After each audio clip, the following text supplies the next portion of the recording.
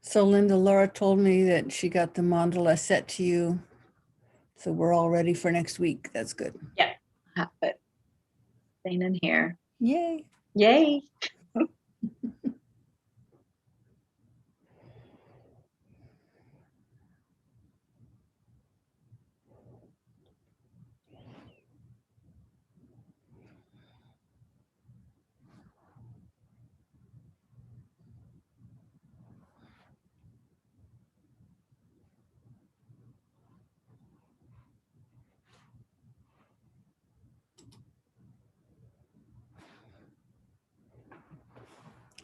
Hi, Laura.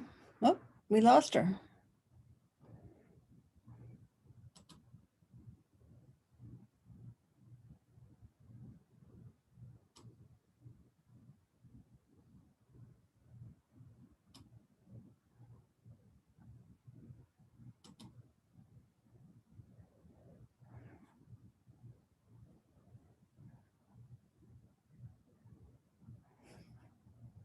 Nope, she's gone again.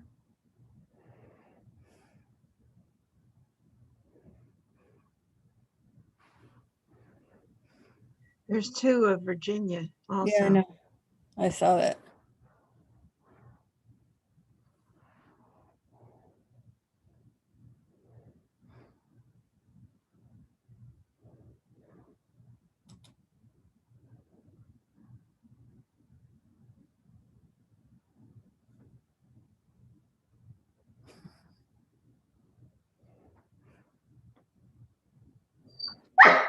Hi, Laura.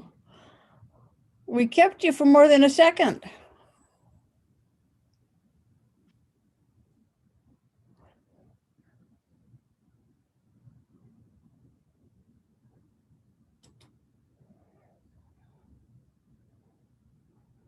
I like your door curtain, Laura.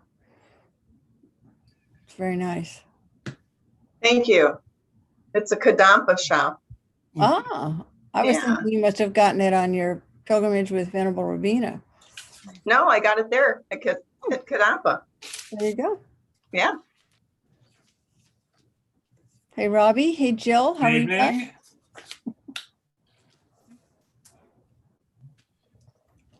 So good to see everybody. Yeah. Linda? Hi, Anthony. I'm gone.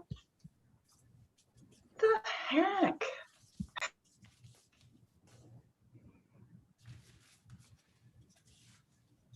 We can hear you.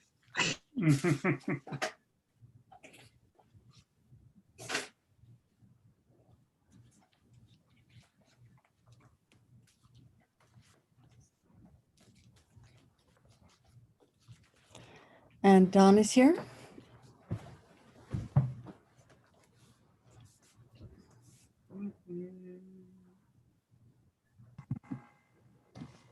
Good evening, everyone. Good to see you all.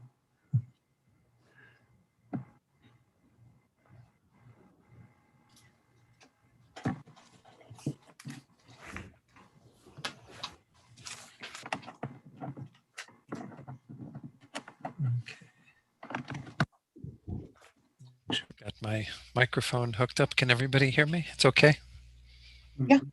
Okay, good. All right, Donna. Wonderful. Good to see you all tonight. Welcome to our third class in this course called Uniting Wisdom and Compassion. Let's begin as we usually do with a recitation of a few prayers. Just need to have my screen share enabled and then I can do that.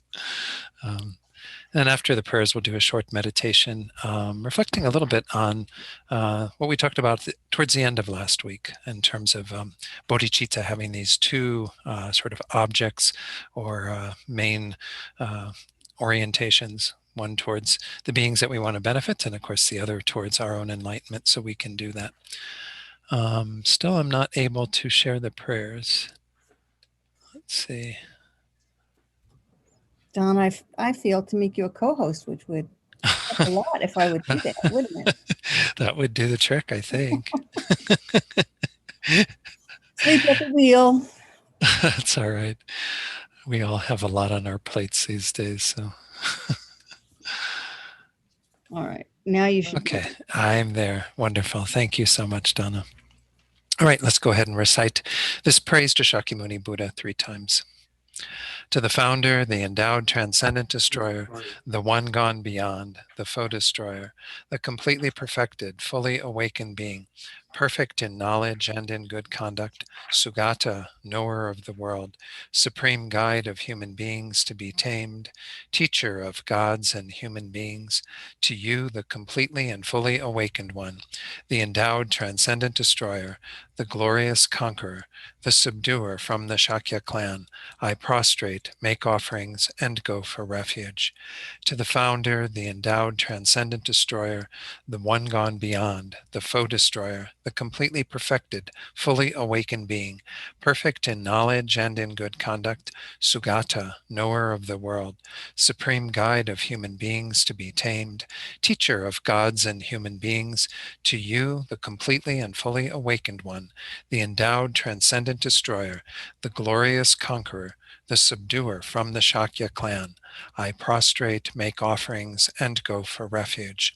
To the founder, the endowed transcendent destroyer, the one gone beyond, the foe destroyer, the completely perfected, fully awakened being, perfect in knowledge and in good conduct, Sugata, knower of the world, supreme guide of human beings to be tamed, teacher of gods and human beings, to you, the completely and fully awakened one, the endowed transcendent destroyer, the glorious conqueror, the subduer from the Shakya clan, I prostrate, make offerings, and go for refuge.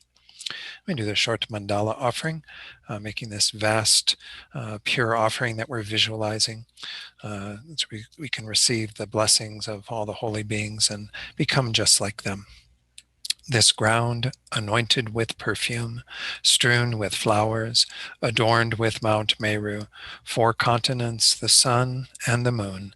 I imagine this as a Buddha field and offer it. May all living beings enjoy this pure land. Idam Guru Ratna Mandalakam Niryatayami. And then finally, refuge in bodhicitta, bringing to mind these 2 thoughts as we recite this first in English and then twice in the Tibetan. I go for refuge until I am enlightened to the Buddha, the Dharma, and the Supreme Assembly. By the merits I create through listening to the Dharma, may I become a Buddha in order to benefit all sentient beings. Sangye chodang soki choknam la jangchu bardu dakni kyabsu chi daki chanyen gipe sanam gi dola penshir sangye drupar shok. Sangye chodang soki choknam la jangchu bardu dakni kyabsu chi daki chanyen gipe sanam gi dola penshir sangye drupar shok. Okay, let's go ahead and do a short meditation then. Again, just a few minutes of focused meditation on the breath, just to kind of come into this space with a calm mind, a bit more focus. And then after a few minutes in meditation on the breath, however you want to work with the breath, I'll come in and lead you in a short reflection on bodhicitta, as I said, recalling these 2 main elements of bodhicitta that we discussed last week. So begin the meditation now.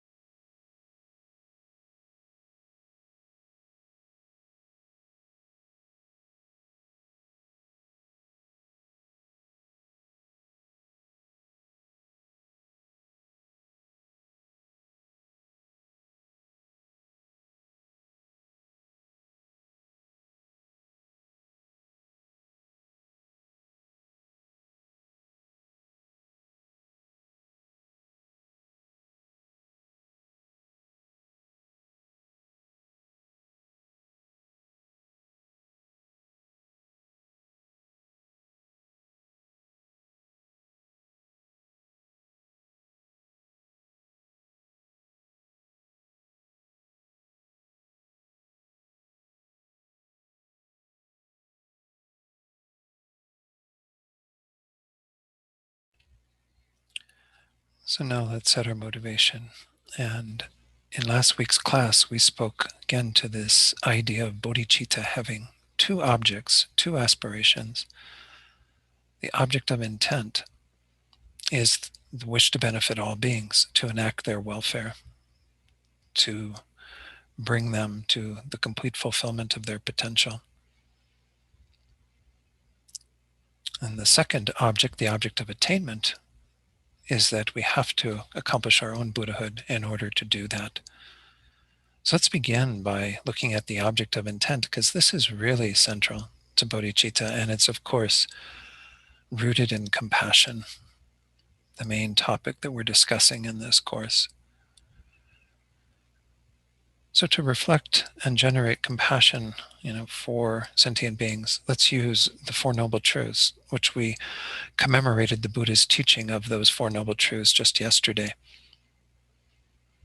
So we can think about ourselves and all beings in this predicament of being in samsara, dealing with the first noble truth, the truth of dukkha, the dissatisfaction that we experience continually.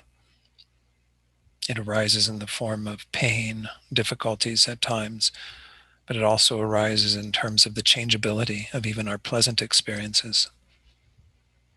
But it's there all the time in the form of this pervasive, conditioned dukkha or suffering. We're always under the control of factors that will lead us into this unsatisfactory condition that we are in.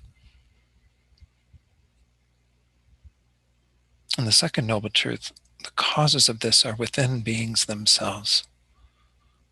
The root of ignorance that requires the wisdom of emptiness in order to be completely eliminated and removed. And from that ignorance, the other states of mind that we have arising that bring forth karma, the actions we engage in that ripen into our results, our experiences that we have in the countless lifetimes we've endured in samsara. So all of the causes of this state of suffering that we find ourselves in are within our own minds. All starts from the root of ignorance and everything else that is generated from that root.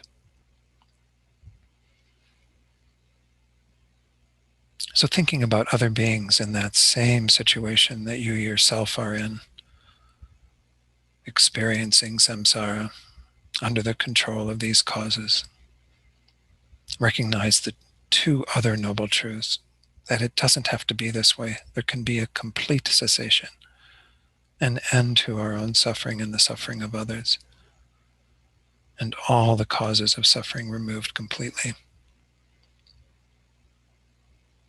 And of course, to do that, we have to accomplish the fourth noble truth, the path that leads to that, to engage fully in the Buddha's teachings all the way to the culmination of our potential in the state of Buddhahood. But this is possible for all sentient beings. So when we observe them in terms of their suffering, we also can observe them in terms of the end of their suffering. In fact, the Buddha himself said he came to teach two things, suffering and the end of suffering.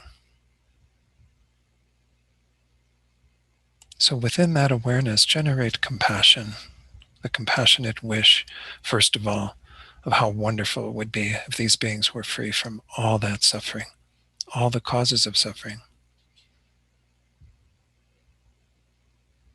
And then the thought, may they be free from suffering and its causes. And then to make this into that object of intent that is part of bodhicitta, the thought, I myself will do this for them. I will lead them out of suffering. I will protect them from suffering. This is the great compassion that becomes this object of intent that is set upon benefiting all beings to the greatest degree, freeing them from suffering once and for all. And really feel that compassion in your heart that goes out to all beings without exception.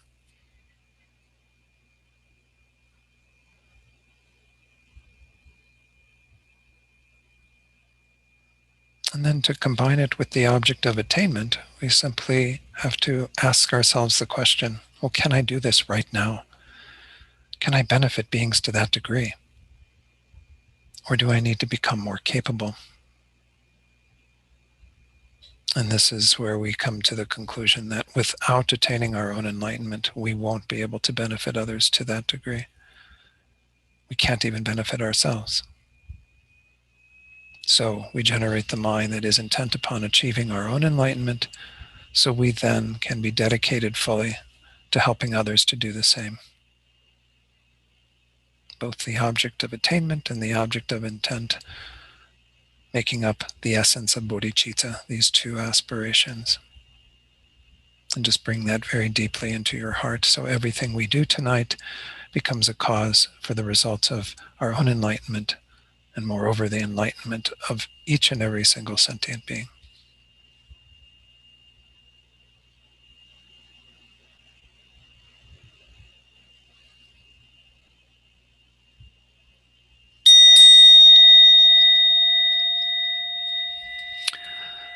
Okay, wonderful. Again, good to see you all tonight. We are carrying on with our working through these verses of Master Chandrakirti, who wrote the supplement to the Middle Way. And so I'm going to go ahead and put the verses on the screen, and we can recite those together. We've gone through the first verse in its entirety. It's a 6-line verse, and we're going to go on tonight after we conclude a little discussion on that last part to verse 2. But let's go ahead and recite these, and then the remaining verses, verse and a half that we have. Hearers and middling realizers of suchness are born from the kings of subduers. Buddhas are born from bodhisattvas. The mind of compassion, non-dual understanding, and the altruistic mind of enlightenment are the causes of children of conquerors. Mercy alone is seen as the seed of a conqueror's rich harvest, as water for development, and as ripening in a state of long enjoyment. Therefore, at the start, I praise compassion.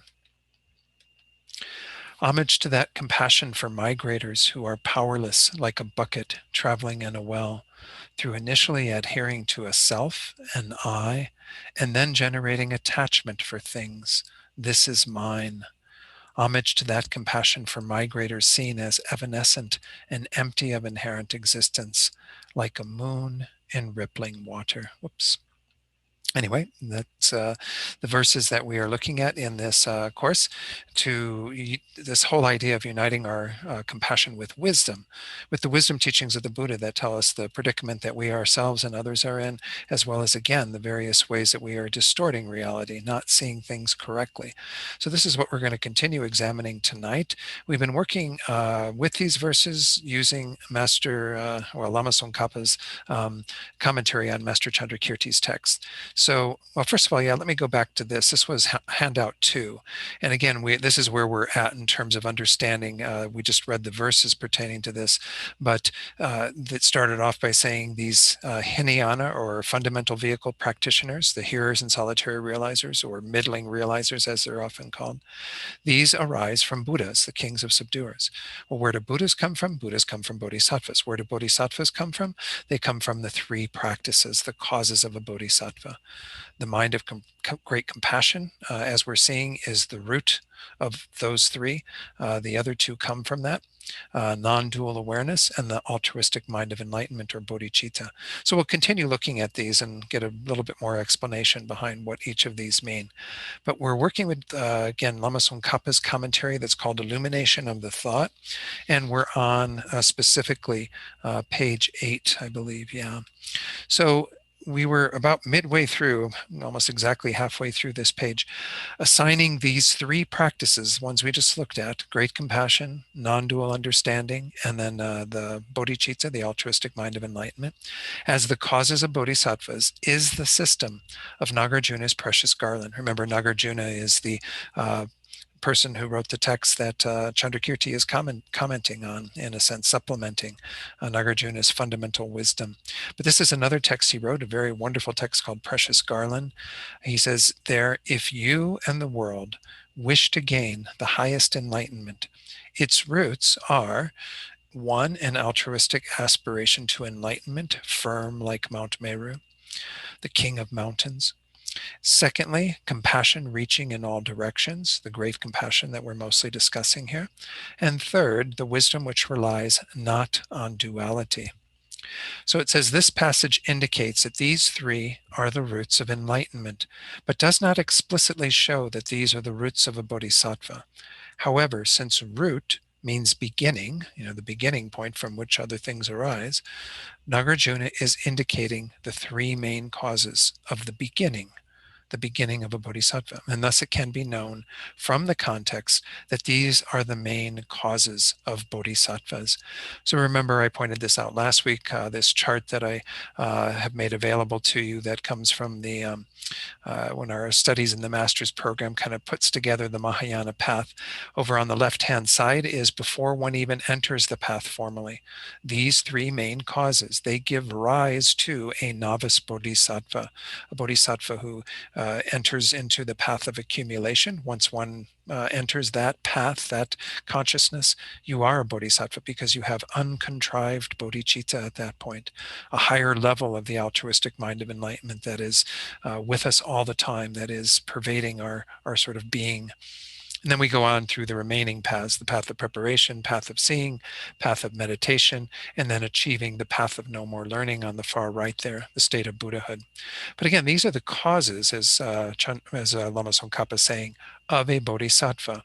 So we're going to look at them again in a little more detail as we go through the commentary. So then Lama Tsongkhapa says, Chandrakirti's teaching these three practices as the causes of bodhisattvas occurs at the time of analyzing the doubt if hearers and solitary realizers are born from Buddhas, just as we saw a few seconds ago, and Buddhas from bodhisattvas, then from what are bodhisattvas born? What is the cause of bodhisattvas? Therefore, these three are not suitable to be causes for positing someone as a bodhisattva. In other words, they're not the definition of a bodhisattva. They are the causes that produce a bodhisattva. The causes always precede the effect. This is sort of the law of causality that the Buddha taught. So these three act as the causes for producing this initial bodhisattva who enters into the Mahayana path. So now we get some objections, which do actually help to clarify some of the points. This objector begins by saying, is the lowest type of bodhisattva in relation to whom these three practices are assigned as causes a novice bodhisattva who has just entered the path or not? If he is, or they are, then it is incorrect to assign the altruistic mind generation of the Mahayana as a cause, because as soon as that bodhisattva attains such a mind generation, they are a bodhisattva. So it's kind of like if we say this is a fully qualified altruistic mind of enlightenment, meaning the uncontrived mind of enlightenment, that again, if I go back to that chart, that is what this demarcation of this circle 2 is. This is uncontrived bodhicitta. One precedes it with meditating on the mind of enlightenment in the same way that we all do when we look at the techniques for generating bodhicitta, the sevenfold cause and effect method, the equalizing and exchanging self and others technique. When we do those, we are cultivating a taste of bodhicitta. When we actually get it to this uncontrived level, that's when we become a bodhisattva. So at that point, it becomes the definition of a bodhisattva. What is a bodhisattva? A being with uncontrived bodhicitta. And that would go from the beginning of the path of accumulation all the way to the end of the path of meditation before they become a Buddha. So essentially, that's how we would define a bodhisattva. So there, the objector is saying, well, okay, if this is a novice bodhisattva, well, then you're saying that the altruistic mind of enlightenment that's uncontrived is a cause, but it's not a cause. It's what happens that is simultaneous with becoming a bodhisattva. So then it says, continuing that last part on the bottom of page 8, moreover, it is not feasible to assign, let me put the screen up a bit, the wisdom that does not rely on the two extremes as a cause of a bodhisattva. This is because that bodhisattva initially generates a conventional mind of enlightenment and then trains in the bodhisattva deeds, the 6 perfections. And thus, only when training in the perfection of wisdom does that bodhisattva train in the wisdom not relying on the two extremes. So this is the second part of the objection, is essentially saying, okay, the first one is, if you're saying that bodhicitta is what is the cause of a bodhisattva. Well, no, bodhicitta arises at the same moment that that bodhisattva is established. But they're talking about, we're going to see two different types of bodhicitta. The bodhicitta that precedes that uncontrived mind versus the mind that is uncontrived that becomes part of defining what we mean by a bodhisattva.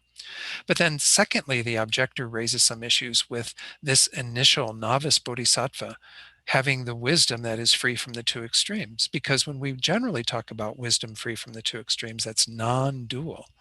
We mean a direct realization of emptiness. Non-dual. Something's coming in from outer space. Not sure where that's from. Okay. Um, anyway, so when we talk about non-dual understanding of emptiness, oftentimes we're talking about the non-dualistic occurrence that is on the path of seeing and above, when the bodhisattva has a direct realization of emptiness. It's said to be non-dual, and that, of course, it is free from these extremes of permanence and annihilation. But nonetheless, and I'll talk about those in a moment, nonetheless, it's also free from this duality of sort of the subjective awareness that is knowing the object emptiness. These two, for us, whenever we have a subjective mind and an object appearing to it, it's always dualistic. There's never this lack of any dualistic quality to it. There's always a separation between the object that is being known and the consciousness that is knowing that. So anyway, the idea is that when you achieve this direct realization of emptiness, emptiness and the mind realizing emptiness merge. They say like water poured into water. And you no longer have any differentiation of the subjective awareness that is knowing the object emptiness. So this is a profound experience. It doesn't happen until the path of seeing. Remember, the path of seeing is way further along on our little chart here. And go back and show that again to you. There's a conceptual understanding for this bodhisattva who's newly entering the Mahayana on the path of accumulation and path of preparation. But it becomes non-conceptual, and you have that direct realization when you enter into the path of seeing. And then you continue with that non-dual understanding of emptiness all the way through whenever you have a meditation on emptiness that acts as an antidote to another level of the obscurations that get removed until you become a Buddha. And when you become a Buddha, you're never parted from that non-dual wisdom. So this objector is essentially saying, well, how can you be talking about this non-dual wisdom at this point? Well, we're talking about somebody over here who's entering into the bodhisattva path, who wouldn't necessarily have that. If they have completed the Hinayana path, then they would have that non-dual understanding of emptiness. But most bodhisattvas are entering the Mahayana newly, freshly, and they wouldn't have that understanding at all because they've never experienced a non-conceptual direct realization of emptiness. So this is the second part of the objection. It has to do more with the wisdom aspect of it. The first one had to do with bodhicitta and bodhicitta being that cause. And then now also the questioning of this non-dual wisdom. How can that be a cause when it's not developed until the bodhisattva is engaging in the perfections and perfecting wisdom in this way that I just described? Okay, so that's the first part of the question in saying if this is a novice bodhisattva, then we have two problems. Then he goes on to say, on the other hand, if the lowest type of bodhisattva in relation to whom these three are posited as causes is not taken as a novice bodhisattva, who has just entered the path, then it would contradict the explanations given earlier that this lowest type of bodhisattva is like the new moon and like the shoot of a medicinal tree. You'll recall that from our previous class, where we looked at the idea of the bodhisattva being praised as being the shoot, that from which the whole medicinal tree will arise, and so on. Okay, so the answer that's given by Tsongkhapa says, first, we don't assert the second position. We don't say that this isn't this novice bodhisattva, that, we don't say it's some other bodhisattva at some other level of the path. It is the novice bodhisattva, because otherwise you would have the fault. You would incur the fault as explained. So then he goes on to say, therefore, the first position is asserted. This is a novice bodhisattva that we are talking about, those being the causes of, but it doesn't entail the fault stated above. First, in regard to the first fault that had to do with bodhicitta, the mind generation that precedes a bodhisattva, this is what refers, in this context, it refers to the time of cultivating bodhicitta, or what's called mind generation in some texts, not to an actual mind generation, meaning that uncontrived mind of bodhicitta that has been produced through having cultivated it. The difference between these two mind generations is like that between tasting the bark of a sugar cane and the inside of sugar cane, where the actual sugar crystals are. Because the mere thought, I will attain Buddhahood for the sake of all sentient beings, is just verbal understanding, it is like tasting the bark of sugar cane. And although it is called an altruistic mind generation, it is not fully qualified. It's not the complete bodhicitta that we have when we enter the path and become a bodhisattva. So, through having trained in this mind of enlightenment in accordance with quintessential instructions, special experience is generated that can redirect the mind well. This is like tasting sugar cane itself. Therefore, it is fully qualified as a mind generation. So once more, the idea here is that, as I pointed out earlier, when we talk about mind of enlightenment or mind generation or bodhicitta, whatever you want to call it over here, it's just sort of giving the name of that to the thoughts that we are generating. Just like when we cultivate bodhicitta before classes like we did tonight, we are doing it in a contrived way. We are thinking about various things that feed into it, and we generate that thought. We can call it bodhicitta, but it's not fully qualified bodhicitta. Why? Because we haven't generated it through the force of our familiarity and meditation into uncontrived bodhicitta, which is, again, what happens right after you cross that line. That is the actual thing that is concurrent with becoming a bodhisattva. So essentially, this first objection that's being put forward is dismissed, because we're not talking about apples and apples. We're talking about apples and oranges. We're talking about this mind of bodhicitta that we generate in a contrived way, and that's not spontaneous in any way, and then the spontaneous, uncontrived mind that arises after familiarity. So it's not complete apples and oranges, because this develops into that. But nonetheless, we aren't talking about the fully qualified mind of bodhicitta being the cause for a bodhisattva. It is once more what defines a bodhisattva, and it is the product of having meditated once more on the two main techniques for developing bodhicitta. The sevenfold cause and effect method, where we see sentient beings as having been our mother and generate a closeness towards them and then want to repay the kindness they have shown us, and so on. We generate love and compassion and generate the altruistic intention on the basis of this special thought of benefiting them to the greatest degree. And then we have the second technique of equalizing and exchanging self and others, which is directed at addressing the mind of self-centeredness, self-cherishing, that is problematic, that keeps us from being fully committed to the welfare of others. And again, we use techniques to generate love and compassion there, specifically the technique of Tonglen that many of you know. But essentially, it's a similar process that arrives at the same conclusion, that we have to become a Buddha for the sake of others.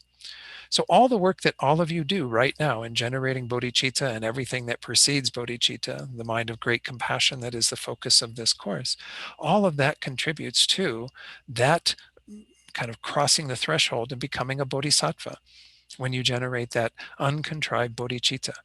But we're not talking about that being on the other side of it. It's not a cause of a bodhisattva. It is what, again, is arising on the basis of the cause that is our meditation on bodhicitta, as well as, other factors. So essentially, this is what's being said by Tsongkhapa in addressing that first objection. Okay, so then there's a little quote from the questions of Adya Shaya Sutra. Verbalization is like the bark. Contemplating the meaning is like the taste. By the way, I've heard this analogy used for emptiness as well. Because when we meditate on emptiness and it's still conceptual, it's like tasting the bark. We don't really know what emptiness is. We're using an idea of what it is on the basis of our conceptual mind. But when we actually have that direct realization I was referring to, that we're going to get into next, that's also said to be like the taste of the actual sugar cane. That we're only going to know that when we actually get to that point. So then it goes on to talk about the second objection, which had to do with, again, the wisdom that is non-dual, that is understanding emptiness to some degree. Here, Tsongkhapa says, a bearer of the bodhisattva lineage with sharp faculties first seeks the view of suchness and then generates the altruistic mind. Therefore, as will be explained later, the second fault is also not incurred. So what this is saying is that when this objector was saying, well, you're talking about this non-dual wisdom that is not realized till the bodhisattva is way further down the path. Essentially what how the objector is being refuted is by saying, we're not talking about that level of an understanding of emptiness.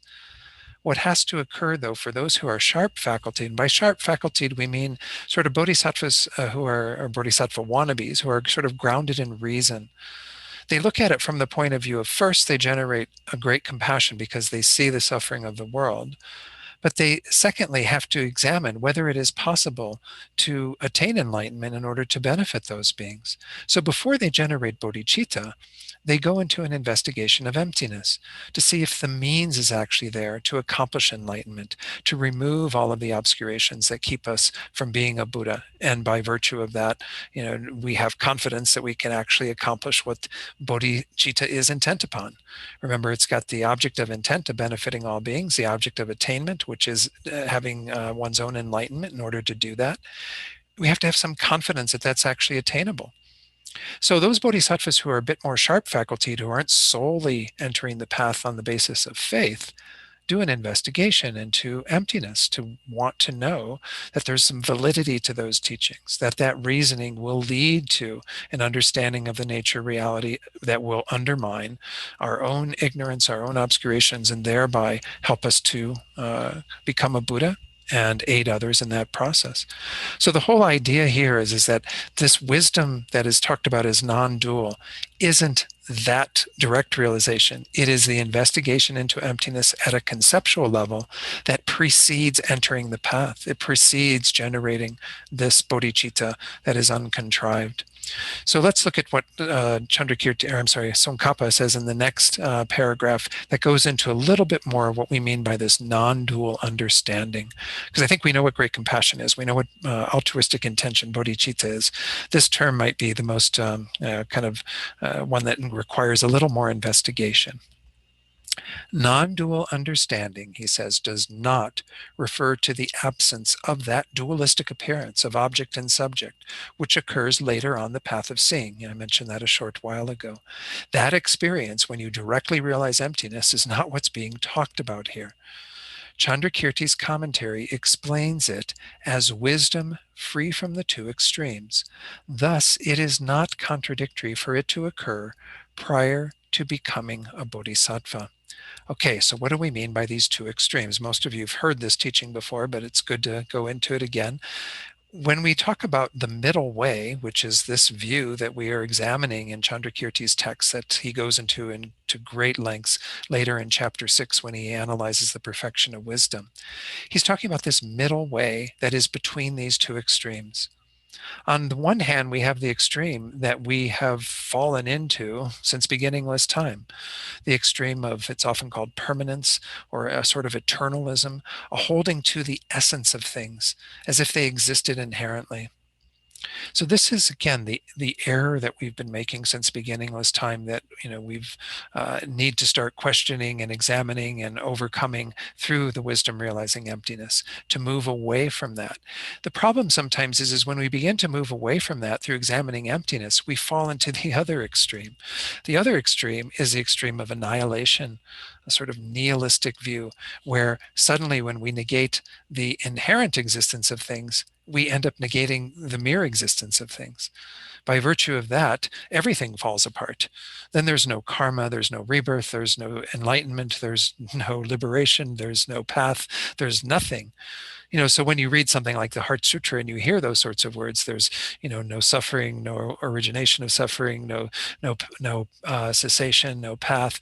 We might think, oh, well, then there's nothing. What's the point? I just sit there and focus my mind on nothing existing at all, and somehow I'll end up getting liberated from it all. Well, that's not the answer that the Buddha taught, to annihilate things utterly, to get rid of them in their entirety. Rather, what we're talking about is to remove the misconception we have about things, which is their inherent existence, which is what's keeping us over in this extreme. So we have to find this middle way that is clear of those two extremes by understanding very accurately what we mean by inherent existence, removing that and not removing mere existence. Otherwise, we fall into the other extreme. So this is why the middle way is such an important thing for us to continually investigate, because otherwise we're bound to fall into one of these two extremes. Lama Tsongkhapa in his Lamrim Chenmo, the great treatise, goes to great lengths to talk about an object of negation that is too great, where we end up falling into the extreme of annihilation because we've negated too much, or an object of negation that's not, big enough. So it's not getting us far enough away from what we have such conviction in since beginningless time through the force of our ignorance. So this middle way is a sort of dance we do between these two extremes until we find that sort of razor edge that is the correct view of emptiness between those two. So going back to our text, what Tsongkhapa is explaining in terms of Chandrakirti's using this as one of the main causes of a bodhisattva, which again, he's citing Nagarjuna in doing that, is this idea once more of non-dual understanding, referring to that investigation that goes on conceptually before one enters the path. Doing a deeper investigation into all the teachings on emptiness, the reasonings, coming to the conclusion that, yes, I can see some reality of emptiness that isn't involved in either of those two extremes, that still upholds the nature of reality so we don't completely annihilate it, but also gets rid of this distorted view of reality so that we don't adhere to that and get in the same trouble that we've been in since beginningless time. So this is what is meant by this. And of course, as I said, the sharp facultied bodhisattva does that investigation because they want to be convinced that the attainment of enlightenment is possible. I mean, it makes some sense, right? If you're going to embark on something that is your journey for the rest of eternity until you attain Buddhahood, and then, of course, your accomplishment in the state of Buddhahood that will go on for eternity, you want to have some conviction that this is possible to accomplish, right? Otherwise, maybe, we're barking up the wrong tree or something. But, if we do that investigation, maybe we're all sharp facultied because in this tradition, you do an awful lot of study of emptiness before you even, enter into the Mahayana path. But it is good to have that. Because once more, that's the grounding in wisdom from which our compassion then comes to its fruition in bodhicitta. So again, the methodology is first we become motivated by some level of compassion. Hopefully it's a great compassion that sees the suffering of beings and really feels the need to protect them from that. On the basis of that, we hear, we can attain a Buddhahood to do that, or we can attain Buddhahood to do that. We investigate, well, is it possible to attain Buddhahood? Does this wisdom exist? And is it something I can rely upon? And if it is, then I'll commit, then sign me up. Then I'll become a bodhisattva and I'll enter the path and I'll do all of the work that needs to be done for the 3 great countless eons and what have you, and become a Buddha through all of that work and effort. So again, this is what's being talked about here. This is what Tsongkhapa is explaining in terms of Chandrakirti's verse. Okay, so now just to conclude that paragraph, he mentions Jaya Ananda again. Remember, Jaya Ananda came up last week. He's this, or maybe even the week before, but anyway, he's the another commentator on Chandrakirti's text who sometimes explains things incorrectly, sometimes correctly. And here he's going to take issue with Jaya Ananda's explanation. So Jaya Ananda explains that non-dual understanding refers to an ultimate mind generation, meaning and that the mind of the bodhisattva that is directly realizing emptiness. That is, of course, together with bodhicitta, we call it often ultimate bodhicitta, which involves the non-appearance of subject and object and begins with the path of seeing. In his explanation, Tsongkhapa says it's quite senseless because non-dual understanding must also indicate the wisdom that is a cause of a bodhisattva newly entering the path. So he's essentially writing off Jaya Ananda's comment, though he would, of course, include that in this non-dual understanding, but it's not just that. It includes all of what occurs before one enters the path. And of course, that continues and generates into deeper and deeper wisdom that eventually becomes non-dual in this way that's described, the non-appearance of subject and object at the path of seeing. Okay, so now we are entering into the next outline and the next verse. This is compassion as the root of the other 2 causes of a bodhisattva. So we just looked at these 3 causes of a bodhisattva: great compassion, the non-dual understanding, and then the altruistic mind of enlightenment, bodhicitta. As Tsongkhapa says here, compassion is the root of the altruistic mind of enlightenment and non-dualistic wisdom. Therefore, it is the chief of the three causes.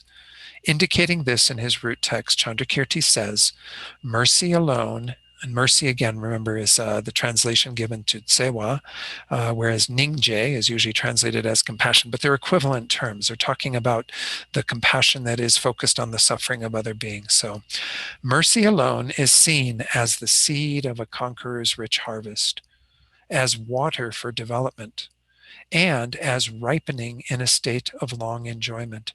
Therefore, at the start, I praise compassion.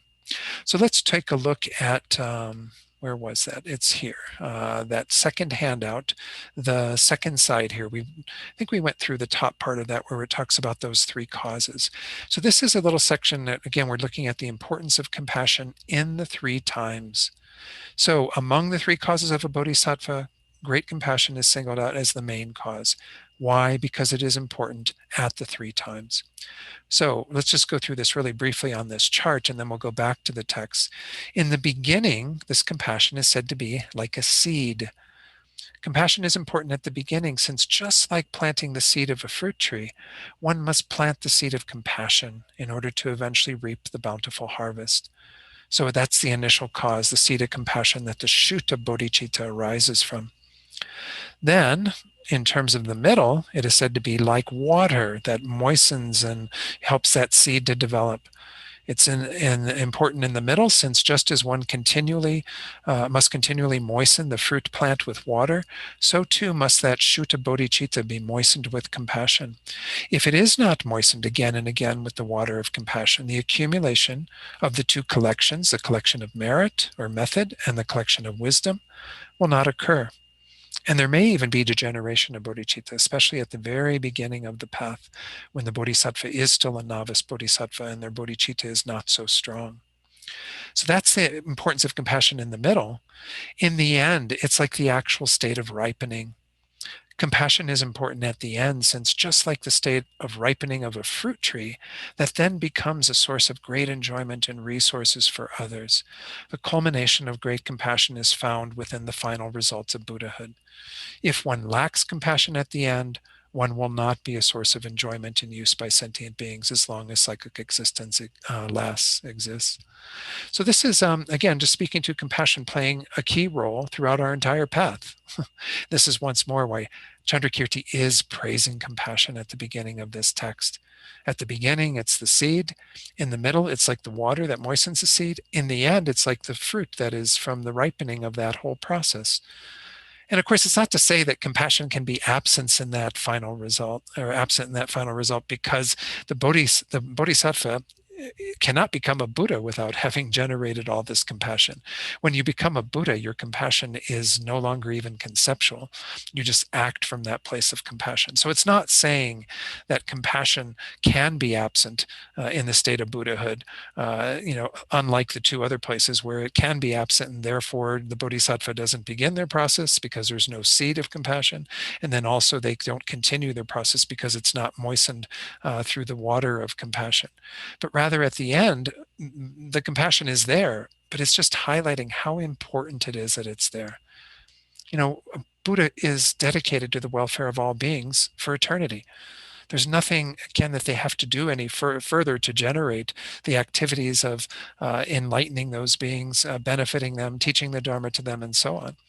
They are like a sort of perpetual sort of turbine that continues to spin until cyclic existence has ended, until all beings have been brought to the full state of enlightenment.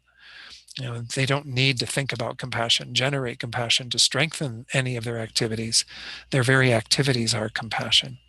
So this is, again, just speaking to the importance of compassion in these three times, helping bodhicitta to develop, helping it to strengthen and grow, and then eventually for it to ripen into the result of Buddhahood. So now we get a little commentary from that. I won't spend too much time on this because I think it's fairly straightforward. I want to, get into the first of the three types of compassion, where we really start looking more deeply at the state of sentient beings. So Tsongkhapa says, mercy or compassion is important like a seed for the initial development of the marvelous harvest of a conqueror, a Buddha. In the middle, mercy is like water for increase, higher and higher. At the end, mercy is like the ripening of a fruit in a state of long enjoyment for trainees. Because mercy or compassion is asserted in this way, I, Chandrakirti, rather than praising hearers, solitary realizers, Buddhas, Bodhisattvas, or the two other causes of Bodhisattvas, again, the non-dual understanding or the altruistic mind of enlightenment, bodhicitta, I praise great compassion at the start of this treatise. So he's really highlighting how compassion is what it all boils down to, how it is really the essence of everything that culminates in the state of Buddhahood, and thereby produces all of the various results of the path. So everything is contingent upon compassion. So then he goes on to say, it is not that Chandrakirti will praise compassion.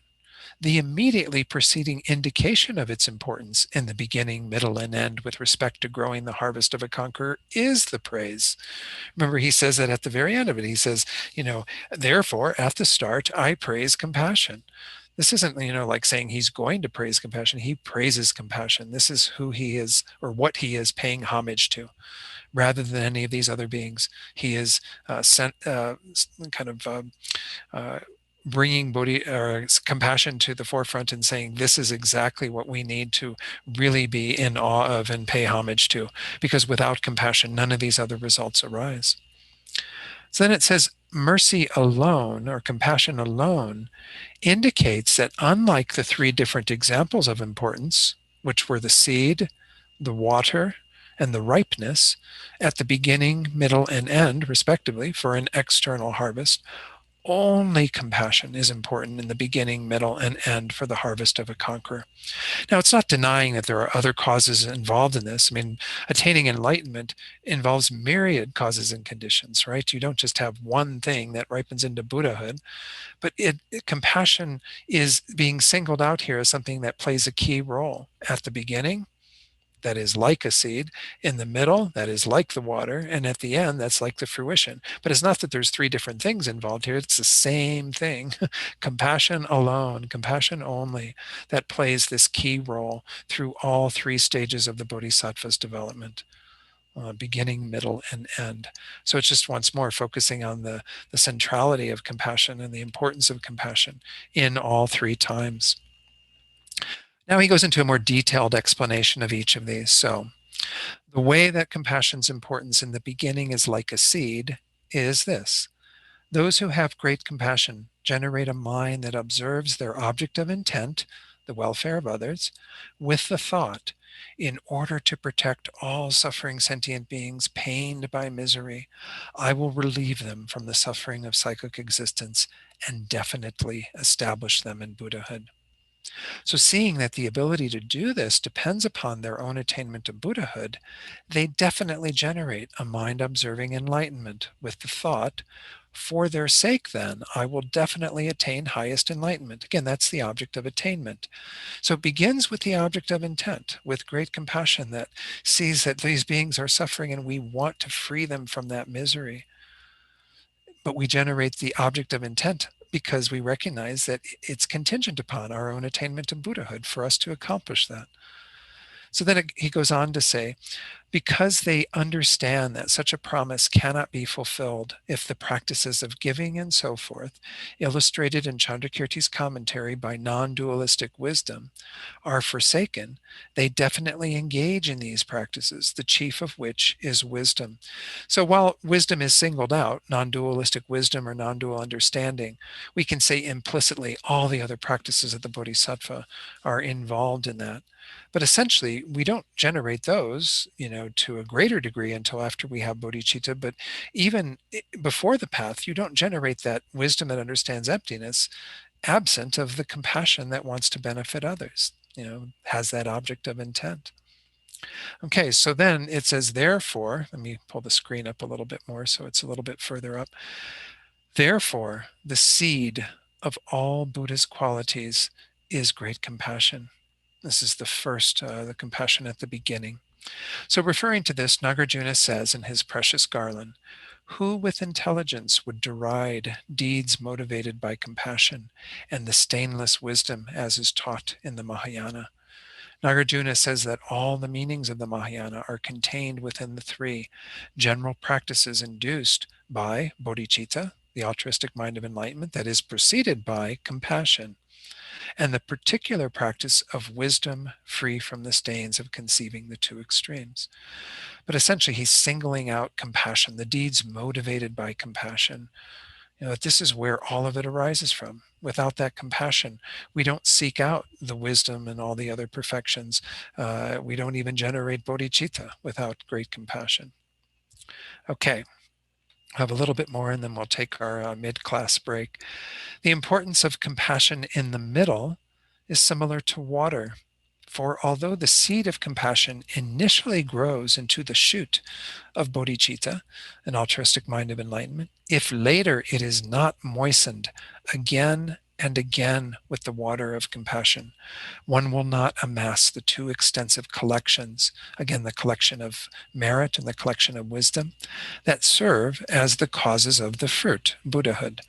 The collection of merit ripening into the form bodies of the Buddha, the collection of wisdom ripening into the Dharmakaya, the truth body, wisdom body of a Buddha. In that case, one would actualize the nirvana of either a hearer or solitary realizer if one lacks that compassion. However, if the shoot of an altruistic mind of enlightenment is moistened again and again with the water of compassion, that won't happen. One will actually then actualize the attainment of a Buddha. So let's look at the chart here. Again, so what we're saying here is that compassion's important at the beginning. That's like the seed over here on the far left. But it's important in the middle too, especially like from, the entering the path all the way through to the up until one becomes a Buddha. We're going to talk about when you're a Buddha at the end, when we talk about the conclusion at the end of one's path. But it's important, especially right here at the beginning in the path of accumulation, especially what's called the small level of the path of accumulation. The path of accumulation is that initial path when one has uncontrived bodhicitta newly, and one is still a very, again, novice bodhisattva, and doesn't really have the strength of bodhicitta that you will have further down the road. Well, in the very first of these three levels of the path of accumulation, the small, it's said that your bodhicitta can weaken and you can actually degenerate to the fundamental vehicle motivation. Oh, I'm sorry. I meant to just go down a little bit, which is the motivation of the hearers and solitary realizers, where you only want to become liberated from your own suffering. So you'll notice that this third circle here is when you enter into the medium or middle level of the path of accumulation. Circle 3 in the little milestones box there says you will never fall to a lower vehicle, meaning that once you have strengthened your bodhicitta and accumulated the requisite merit and wisdom to get you to the medium or middle level of the path of accumulation, your bodhicitta won't degenerate to the Hinayana. You won't lose that bodhicitta motivation and aspire only for your own liberation. So what is being said by Chandrakirti and of course by Tsongkhapa in his commentary is that if the bodhisattva doesn't take care, especially at the beginning when they've entered into the path, not prior to and entering in initially, but when they are beginning their path, that's sort of again part of the middle. The middle is the longest part of it, from when you are actually on the path of accumulation to when you finish the path of meditation. If you don't take care, especially at the beginning, you could have that degeneration into the lower vehicles. Again, we use lower meaning it's got the motivation that is only one's own liberation, that individual motivation. Whereas the bodhisattva wants to ideally have the universal motivation that is out to benefit all sentient beings. So the idea here is that it's singling out that particular part of the path, that small level of the path of accumulation. But it's also still very important that the bodhisattva continues to meditate on compassion. You would think, I become a bodhisattva. What do I need to meditate on compassion for? I've already got bodhicitta. But it actually continues to be an important factor of practice because it continues to strengthen and build our bodhicitta.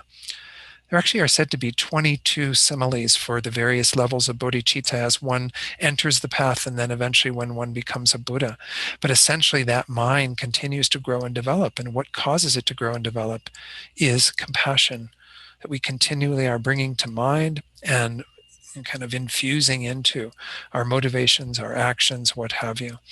So the bodhisattva just becomes more and more compassionate until eventually that compassion is the compassion of a Buddha, which is compassion at the end. So let's take a look at that and then we'll take our break. The importance of compassion at the end is similar to this state of ripeness. For if one attains the state of a conqueror but lacks the ripened state of compassion, one will not be a source of enjoyment and use by sentient beings as long as psychic existence lasts. As I said earlier, it's impossible for you to become a Buddha and have that absent. You won't ever become a Buddha without compassion being there. But nonetheless, it's saying if you were to highlight all the qualities of a Buddha that are so important for attaining the object of intent, benefiting all beings, it's their compassion. That compassion is what has ripened into their endless, spontaneous, effortless, enlightened activities. All the things that a Buddha does to benefit sentient beings are the product of that compassion. Then it says also the collection of hearers, solitary realizers, and bodhisattva superiors arising from the transmission of Buddha's word from one to the other would not increase uninterruptedly. There wouldn't be the continual flow of the Dharma if the Buddhas didn't have this compassion that wants to benefit others through teaching the Dharma.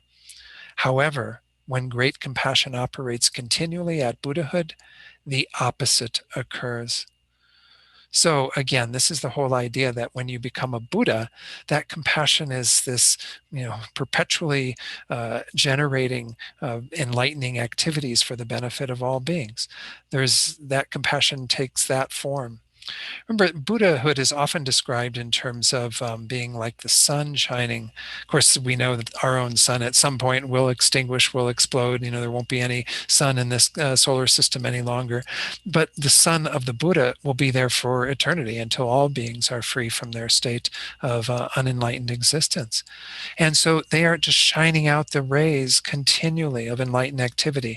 The sun doesn't think, oh, should I shine some rays down on Raleigh, North Carolina today? No, I don't think I will. The only reason why we don't see the sun perhaps is because there are clouds between the ground and the sun. But the sun is always there shining. Even at nighttime, the sun is still there doing its thing, shining the light rays out. This is what a Buddha is doing continually. Well, where does this come from? Compassion. Of course, it's got its source also in the wisdom mind of the Buddha that knows exactly how to benefit those beings. That's where those light rays help beings very specifically in relationship to their own individual karma. But nonetheless, what causes them to be generated, what causes those activities to be cultivated is compassion. So compassion at the end is extremely important because otherwise we wouldn't have the resultant state of Buddhahood. So let's look at the last of this and we'll take our break. Through Chandrakirti's commentary on the meaning of these 4 lines, you should gain firm conviction with respect to the teaching that it is necessary to train in these practices. You should think, if I wish to become a Mahayanis, a Bodhisattva, and then a Buddha, my mind must first come under the influence of great compassion. And then, in dependence on this, I must generate from the depths of my heart a fully qualified altruistic mind of enlightenment. Once I have done this, I must engage in the general practices of bodhisattvas, and in particular, I must penetrate the profound view of emptiness. That again is the main topic that Chandrakirti addresses in this text later in the 6th ground, the chapter on wisdom. Okay, so that was the conclusion of the homage to great compassion without differentiating the types of compassion, just talking about compassion in general. This great compassion that we've seen is the root cause of generating the other causes of a bodhisattva that then that bodhisattva comes from. That bodhisattva becomes a Buddha. That Buddha helps hearers and solitary realizers on their path. Without this whole process arising from the root of great compassion, none of those results would ensue. This is what Chandrakirti is essentially saying in that first 2 verses. So let's take our break, and when we come back, we'll get into the first of the 3 types of compassion, where we see that we are differentiating the types of compassion that are based on how we are observing sentient beings, the sorts of thoughts that we are cultivating in regard to the qualities or aspects of those sentient beings that are the objects we are observing and cultivating compassion in relationship to. All right. So let's say I've got about 3 after the hour, but let's say it's 4 after the hour because it will be by the time I stop talking. So at 14 after, let's just go with 15 after. Why not? Give you an extra minute. So quarter after, we'll resume, and I'll ring my bell here. So if you keep your speaker on, you'll hear it when the break is over. All right. Have a good break. I'll see you shortly.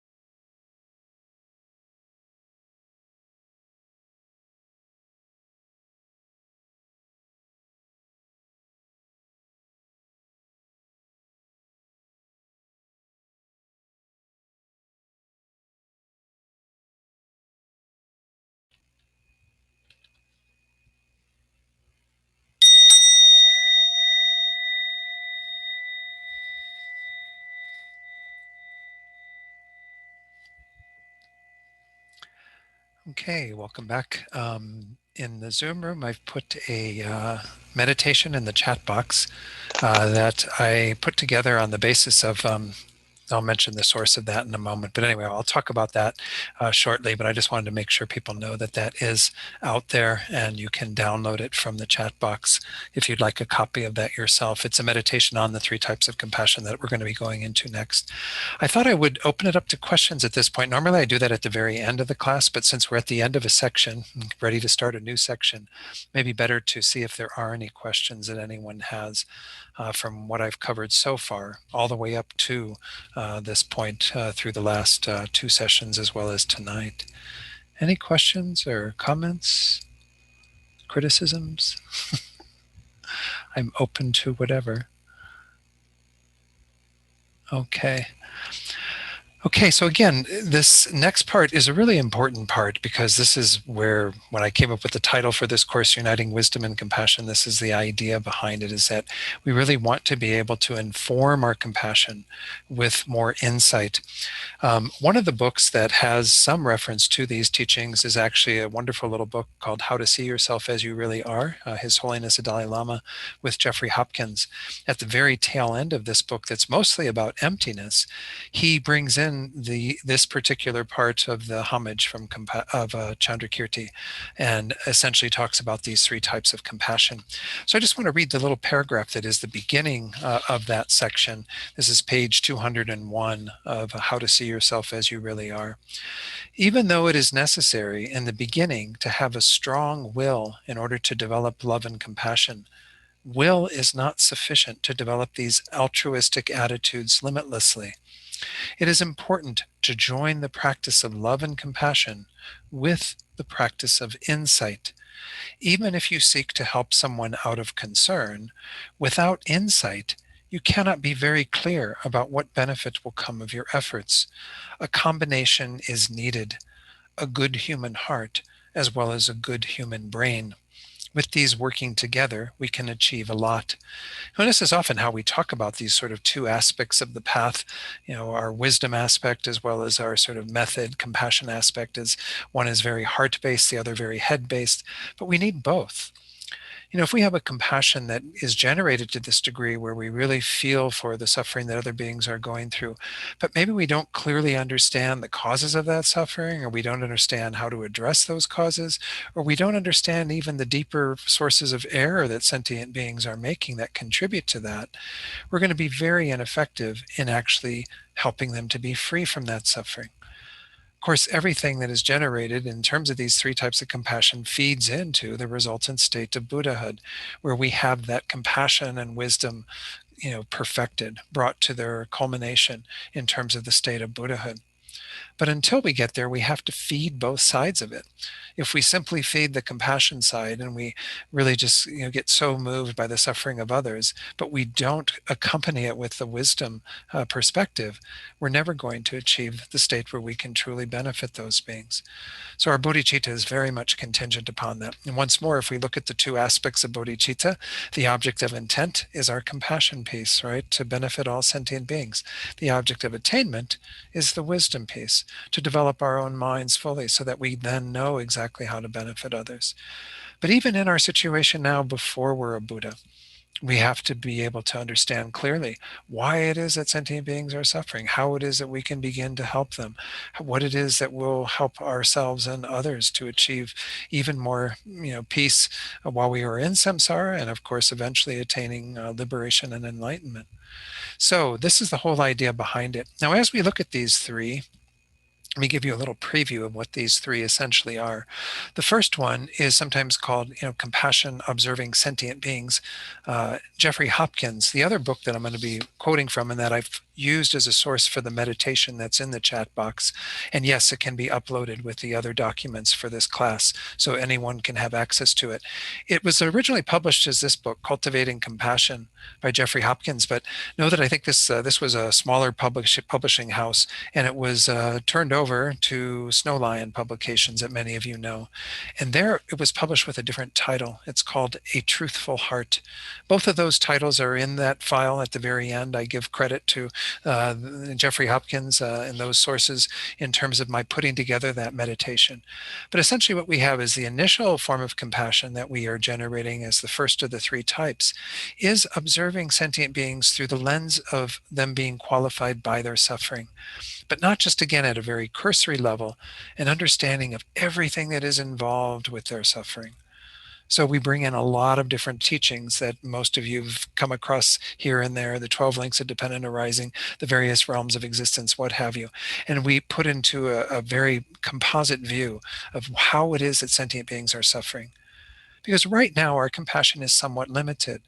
We only have compassion often for the beings who are suffering in very gross ways, manifest ways, that are experiencing pain and difficulty. We don't really get the extent to which beings are suffering and have been suffering since beginningless time. So that's what we're going to go into first. And there's a wonderful analogy that Chandrakirti introduces for that. We're going to see sentient beings as being like a bucket in a well. And there'll be various aspects of that analogy that play out in terms of Buddha's teachings.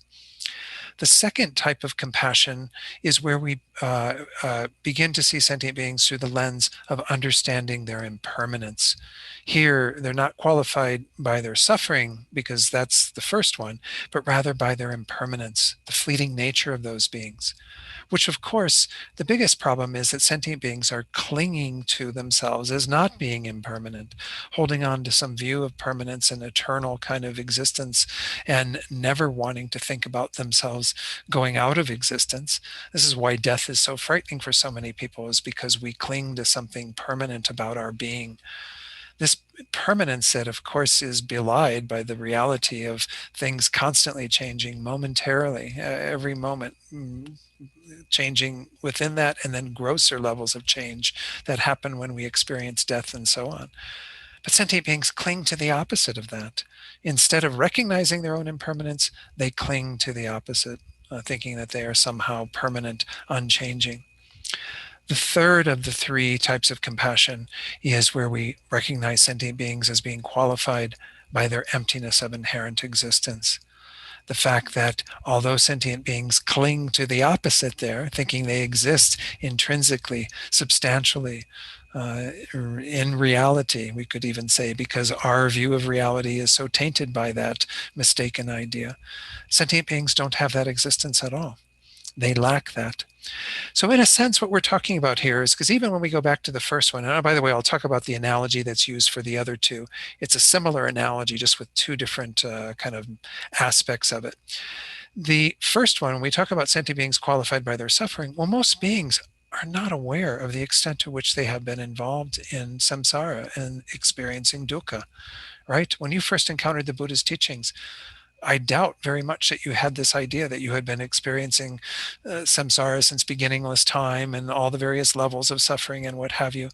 Most beings are ignorant to that fact. They think this is the life they get. Sometimes that's all that they adhere to, is when this life ends, that's the end of life, or they have some other view of what comes after this life. But essentially they are dealing with a mistaken idea about how it is that they are suffering and why they are suffering.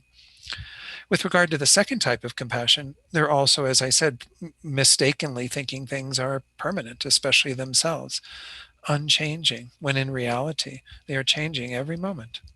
The third, clinging to that inherent existence that is refuted through emptiness, they cling to as if they actually did exist that way. So all three of these are cases where sentient beings are usually not as well informed as they should be. So we're going to kind of unite our own wisdom, realizing sentient beings as suffering to the extent that they are, as impermanent, because that is their conventional nature as well, and then lacking inherent existence, empty of that, which is their ultimate nature. And in that way, understand not just the reality of those beings conventionally and ultimately, but also develop an even deeper compassion, because sentient beings are going around with minds that are completely ignorant as to the nature of conventional reality and, of course, certainly to ultimate reality. I came across a quote the other day as I was preparing another class that I thought was so appropriate for these teachings on these three types of compassion. And this is essentially, if I can get that little thing to remove, there it goes for me. All right, now I can do the slideshow. This quote's from Noam Chomsky, and I don't think he's necessarily, maybe he is Buddhist, I really don't know much about him, but a lot of Buddhists use this in talking about the reality of beings. People not only don't know what's happening to them, they don't even know that they don't know. And this is kind of the flavor of what we're getting into with these three types of compassion, is that we are looking at sentient beings with the understanding of what is happening to them, but the recognition that not only do they not know that, not only do they not know the extent to which they are suffering, that they've been involved in this since beginningless time and so on, that they are impermanent, changing moment by moment, that they lack inherent existence, they are empty of that, but they don't even know that they don't know. This is what should really break our hearts, is that when we look at beings, we see them through that lens of understanding that they are veiled with ignorance to such a high degree. And even when we see our own efforts at maybe trying to poke some light through that veil of ignorance that they are experiencing, we see how futile it can be at times. And this is once more the recognition that our compassion gets channeled into bodhicitta, because we have to become a Buddha to become more skillful and adept at helping sentient beings to cut through that veil of ignorance. So I like that quote because it really does speak to what we are working with when we get into these three types of compassion. We're uniting our own wisdom with our understanding of the situation of being, so we generate greater compassion, but we also are looking at it from the point of view of those beings being completely blind once more to the conventional reality, that they are caught up in samsara and experiencing it due to all the various causes and conditions, that they are impermanent. Those are the conventional nature of their existence that they are blind to. And then the ultimate nature of existence, the emptiness. Those sentient beings lack they don't even have an atom of inherent existence. They lack inherent existence totally and completely, but they believe in the opposite. They are holding strongly to the opposite. So once more, not only do they not know, but they don't even know they don't know. So I don't know if that's effective in my way of presenting it, but when I came across that quote, I thought it really contributes a lot to how we are trying to approach compassion in regard to this. So let me introduce the first type of compassion, again with this analogy of a bucket and a well, by showing you just a little slide with a quote from Tsongkhapa's commentary that we'll go into in just a moment. He says, Chandrakirti's homage to compassion observing sentient beings, or observing suffering sentient beings, is homage to compassion for migrators, wandering powerlessly, like a bucket traveling in a well. Now, again, there are different ways that this bucket and a well are set out in terms of what it looks like, but this is the one that we tended to use when we talked about this in the master's program. This mechanism that's called a windlass that essentially allows the bucket to go down in the well, to collect water, and then to be pulled up to the top of the well and be emptied. But again, we're not necessarily looking at that aspect of it so much as the experience of being the bucket in the well. All right. So this is what we're going to get into in terms of Master Chandrakirti's verse, and then again, Tsongkhapa's commentary on that. So let's go ahead and go into that. And as I said, I've got this meditation that I've put together from Jeffrey Hopkins' teachings, his text. And I don't know that I'll have time to lead a meditation. Maybe at the beginning of next week, I'll do the first part on this section. But I thought it would be good for you to have that to work with meditating on all three of these types of compassion. So this section, homage to great compassion within differentiating its types, is divided into two parts. The first of the three compassions is going to be talked about separately. Then we're going to have the homage to compassion that is observing phenomena. That's the way we talk about impermanence. And then the unapprehendable, which is the way we talk about the emptiness of inherent existence. And I'll get to explaining those when we get to them next week. So homage to compassion observing these suffering sentient beings. So here Chandrakirti says in verse 3, homage to that compassion for migrators who are powerless like a bucket traveling in a well, through initially adhering to a self, an I, and then generating attachment for things. This is mine. So even though, again, we're not going to talk about emptiness as being the aspect that we are observing sentient beings through until the third type of compassion, we are already bringing to bear an understanding of how they are under the control of their ignorance. Specifically, they're clinging to an I, a self-existent person that they are, and then that person becoming a possessor, thinking of things as being mine. So let's look at what Tsongkhapa says in regard to that verse. He highlights at the very beginning what is talked about in the last two lines, what we often call the view of the transitory collection. He says here that that view as a real I generates the view of that collection as a real mine.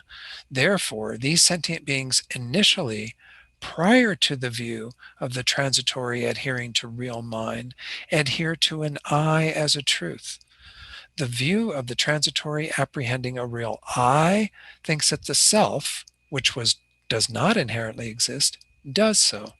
Subsequently, the view of the transitory apprehending real mine generates attachment for the truth of the mine, thinking this is mine, with respect to phenomena other than the I, such as forms and eyes. Okay, so there's a lot to explain in there.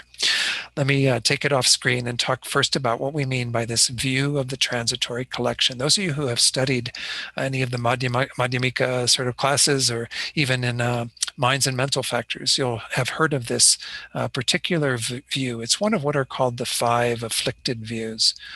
It's the most important. And when we talk about the root of samsara or cyclic existence, Chandrakirti and Tsongkhapa and all the other great teachers of the middle way say this is the actual operative root.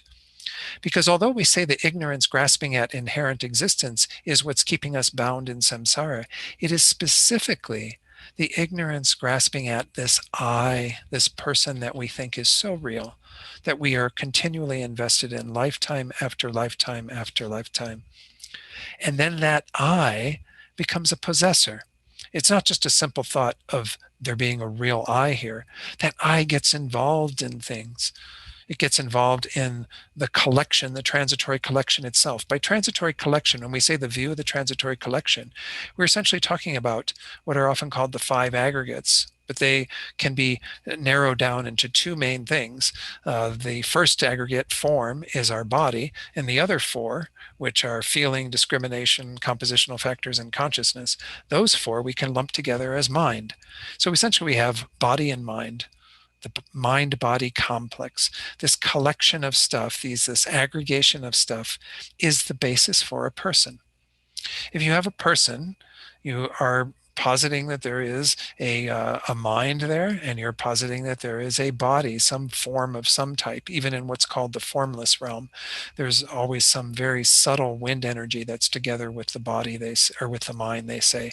So in that way, there's some form of form, even though we call it the formless realm. And we'll talk about the formless realm a little later tonight. But essentially, what we mean by the transitory collection is the basis that we think of as I. Every existence that we've had, there's been a mind, and there's been some form that mind is together with. In this case, we have the human mind, that consciousness, and of course all the various levels of mind that are within that, but then the human body that we are together with. That basis, that transitory collection, transitory because it is changing momentarily, it's never staying the same, that collection is simply designated as I. This is the reality of things, and we'll talk about that more next week when we get into the third type of compassion. But in the end, there's really just a thought of I we have in relation to this collection. There's no real I here, but we think there's a real I. That I is designated to this collection, and we kind of elevate it to a greater sense of being, thinking that there's a real I here, that there's something substantial to that I. When again, that I is simply a thought, a designation that we give to this transitory collection. So, according to the middle way view that we are studying in this text by Chandrakirti, when we have this view of the transitory collection, that is the sense of an I that is based on the mind and body, we are holding that I that is merely designated to be real. And then that I gets involved with things, as I was saying earlier, and starts thinking of them as being mine. Now, we're not talking about, when we say the view of the transitory collection observing mine, we're not talking about the things that are possessed, like my computer or my, uh, clothes or my whatever, or my body, my mind. We can possess, even things that are kind of in our own continuum. But nonetheless, what we're talking about is the possessor, the sense of an I that possesses things. So when we talk about the view of the transitory collection observing I and observing mine, they're both referring to this person that we think is so real. That person that is established just as an identity on the basis of this collection of stuff that we hold to be a real I, this I that's only designated, we think has a greater reality than just that designation. We think it is real, much more so than that. Or we think of the I that is possessing all these things as being real. But it's not the things themselves. That's a different type of misconception. This view of the transitory collection is observing the person that is in our own continuum and thinking that is a real person, whether it's the I that's being designated or the mine. I've taught on this recently, and I still keep coming to the conclusion that this almost would be better being labeled as the my, M-Y, rather than mine. And why is because my has that sense of the person that is possessing something, whereas mine seems to be the object that is possessed. But I don't know, that's my own thinking. But it's the sense of an I or my that we are continually engaged in, that is the source of all of our other faults, right? So when we cling it to inherent existence of computers, for example, we can have that conception that our computer is real from its own side, that it substantially exists and inherently exists. But it doesn't become problematic until I start thinking of it as my computer, right? That's when I make sure that I don't leave it somewhere where somebody's going to take it, or I become very possessive around it, making sure people aren't leaving some sticky substance near it that will fall onto it, some soda or something that will ruin it. I get all of this attachment to things and an aversion to harm to them because there's a person that those things revolve around, that is the person that is possessing all of those things. This is the root of our problems. Again, what we call the view of the transitory collection that observes the I to be real, or the sense of my or mine to be real. But they're both, again, this person that we feel has to be real. We've been convinced of its reality since beginningless time. Going back to that Noam Chomsky quote, most sentient beings don't even know that they don't know the nature of this I. They haven't ever even thought about investigating the nature of the I. They simply live their lives with that ignorance without raising any sort of question about it. So again, this should already be breaking our hearts when we see that this is how sentient beings are getting into trouble, is that they are rotating their whole existence around this false sense of an I. And we'll talk even a little bit more next week about what we mean by that sense of a real or inherently existent I, these phrases that we use. But again, going back to this paragraph, this view of the transitory collection as a real I generates the view of that collection as real mine, because that's what we think of my body, my mind. We think of them as a real mine. We think of them as really being the possessions of a real person. But we're not talking about the possessions. We're talking about the person that owns those, the person that has the relationship with those. So again, we initially adhere to an I, and on the basis of that, we get involved with all the various things, not just our own aggregates that we think of as mine, but also all the various things in the world that we possess. Let me just take it off screen one more time and talk about this whole thing that, His Holiness the Dalai Lama talks about how this mind becomes operative in terms of examples like when we go into a store to buy something nice and say we're looking, we're just feeling like we'd like to get something nice for our home, maybe our mantelpiece or something that we're looking for the perfect object. And we see something there and we begin to be attracted towards it. Of course, its attraction isn't inherent either. But once we make the decision based on its attractiveness, and the way that we are seeing that object to possess it, then we have a very different relationship with that object. If prior to your taking it home and then putting it on your mantelpiece, if prior to all of that, before you bought it, it fell and broke into a million pieces, we wouldn't even think anything about it. Why? Because it's not mine, right? We don't have that strong connection that sort of is embedded into the object. But once we have it as mine, I mean, even if we don't pay for it, maybe somebody gives you this beautiful thing, and they see that you were looking at it at the store, they were with you shopping that day, and so they go back and they buy it for you, and then you have it as mine.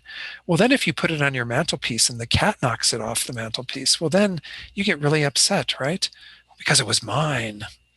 We can see how it's the same object, whether it's in the store or whether it's with your friend who bought it for you or whether it's actually in your own possession. The object hasn't changed.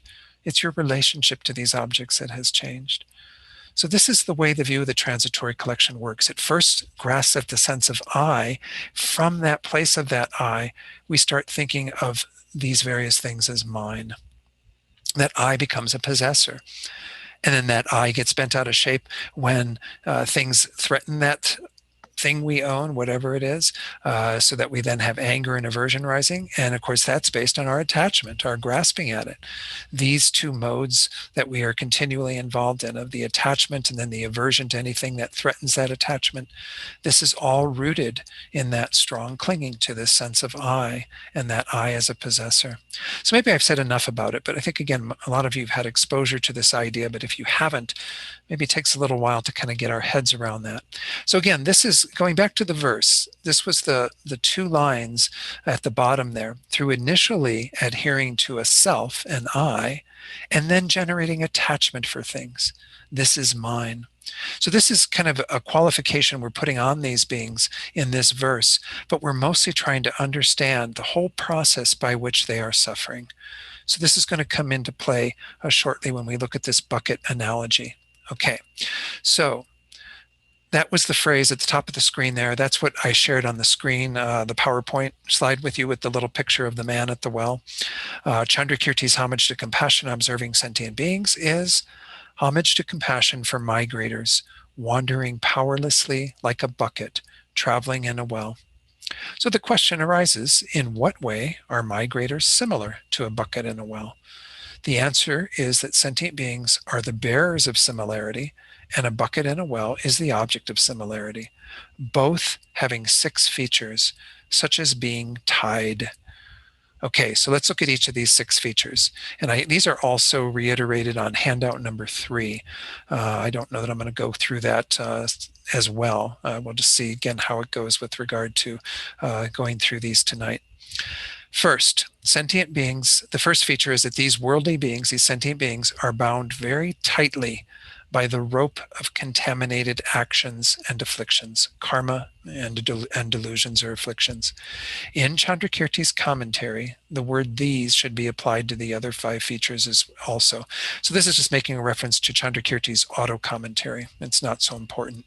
But the first feature of analogy is that just as that bucket is tied by a rope to the whole mechanism, worldly beings are bound by karma and delusions. Their contaminated actions, contaminated by their ignorance, as well as the ignorance and the other afflictions that keep them perpetuating this whole process. So that's the first analogy. The second is that the process of cyclic existence depends on being impelled by the mind, like the operator of the pulley mechanism. So here, when we saw the little picture, you always have like somebody who's the operator of the well, right? Who's turning the windlass so that the bucket comes up and the bucket goes down. Well, what is causing you to go in the well and to be, in that whole process? It's your own mind. Again, as I pointed out in the meditation tonight, the Buddha didn't say that the causes of our dukkha, of all of our experience, is outside of ourselves, is somebody else, that person who's behind the curtain is someone else. It's our own minds that are behind the curtain. It is our own minds that are creating our own problems. And of course, it's quite specifically the view of the transitory collection, which is a mental state, which is a mental factor, which we never question, and we keep perpetuating, keep clinging to that sense of an I, and then that sense of a mind that adheres to objects as mine. And so we keep getting caught up in the same process because we have an untamed and unpeaceful mind. So this is what the second similarity is, that sentient beings are impelled by their minds in the way that the bucket going up and down in the well is impelled by the operator of the mechanism, the person who is actually taking the bucket up and down and all around throughout the well. Okay, let's go on to the next page.